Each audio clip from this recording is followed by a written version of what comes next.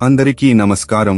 ఈ రోజు మీరు మీ కాల్చిన వేరుశెనగ మరియు స్నాక్స్ వ్యాపారంలో స్మార్ట్ సేల్స్ లక్ష్యాలను నిర్దేశించుకోవడం ద్వారా మీ ఆదాయాన్ని ఎలా పెంచుకోవాలో నేర్చుకుంటారు.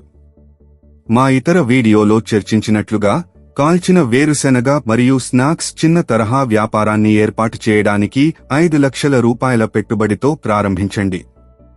కాల్చిన వేరుశెనగ మరియు అల్పాహారం మధ్య తరహా వ్యాపారాన్ని ఏర్పాటు చేయడానికి 9 లక్షల రూపాయల పెట్టుబడితో ప్రారంభించండి. మీరు ఎంత సంపాదిస్తారో మరియు అమ్మకాల లక్ష్యాలను నిర్దేశించడం ద్వారా మీ ఆదాయాన్ని ఎలా పెంచుకోవాలో తెలుసుకోండి.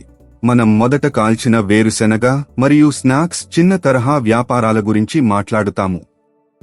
5 లక్షల రూపాయల పెట్టుబడితో ప్రారంభించిన 2 నెలల తరువాత మీ పెట్టుబడి డబ్బు సంపాదించడం ప్రారంభించవచ్చు.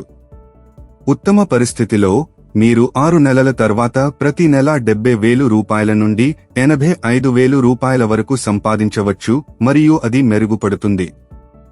మొదటి సంవత్సరం చివరి నాటికి మీరు నెలకు 85,000 రూపాయల నుండి 1,10,000 రూపాయల వరకు సంపాదించవచ్చు. అన్ని ఖర్చులు, రుణాలు మరియు పన్నులు చెల్లించిన తర్వాత ఇది మీ వాస్తవ లాభం. రెండవ లేదా మూడవ సంవత్సరం చివరి నాటికి మీరు ప్రతి నెల 2,30,000 రూపాయల నుండి 3,10,000 రూపాయల వరకు సంపాదించవచ్చు. మీ చిన్న తరహా వ్యాపారంలో 5 లక్షల రూపాయలు పెట్టుబడి పెట్టడం వల్ల అది సాధ్యమయ్యే విజయం.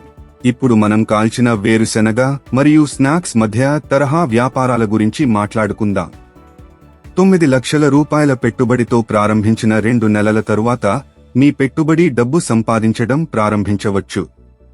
ఉత్తమ దృష్టాంతంలో మీరు 6 నెలల తర్వాత ప్రతి నెల 1,90,000 రూపాయల నుండి 2,16,000 రూపాయలను సంపాదించవచ్చు మరియు అది మెరుగుపడుతుంది.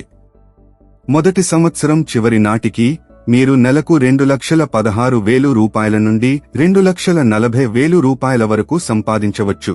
అన్ని ఖర్చులు, రుణాలు మరియు పన్నులు చెల్లించిన తర్వాత ఇది మీ వాస్తవ లాభం. రెండవ లేదా మూడవ సంవత్సరం చివరి నాటికి మీరు ప్రతి నెల 7 లక్షల రూపాయల వరకు సంపాదించవచ్చు.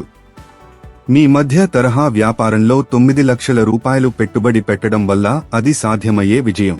ఏదైనా డబ్బు ఖర్చు చేసే ముందు బాగా సిద్ధం చేసుకోండి.